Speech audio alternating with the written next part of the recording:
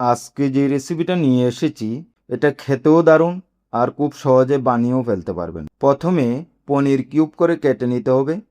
জল দিয়ে গুলে দিয়ে দিন 1 চামচ কাশ্মীরি লাল লঙ্কার গুঁড়ো, সাথে দিন সামান্য একটু লবণ, গোলমরিচের গুঁড়ো আর 1 চামচ কর্নফ্লোর দিয়ে ভালোভাবে মিক্স করে নিন। সামান্য একটু তেল দিয়ে পনিরগুলি ফ্রাই করুন। ভালো করে এদিক ওদিক উল্টে পাল্টে ফ্রাই করে নামিয়ে নিন। এখন ফ্রাইং প্যানে মেল্ট করুন 1 টুকরো বাটার।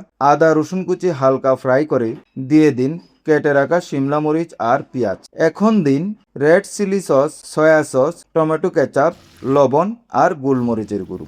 সব সসগুলিকে মিক্স করে দিয়ে দিন টমেটোর টুকরোগুলি, সাথে ভেজে রাখা পনির। 1 চামচ কর্নফ্লোর জল দিয়ে মিশিয়ে দিয়ে দিন। সবগুলি একসাথে ভালো করে মিক্স করে তার উপর দিয়ে দিন কয়েকটা কাঁচা লঙ্কা চেরা। এতে খুব দুর্দান্ত একটা ফ্লেভার আসবে। আশা করছি বুঝে গেছেন। চিলি পনির রেডি।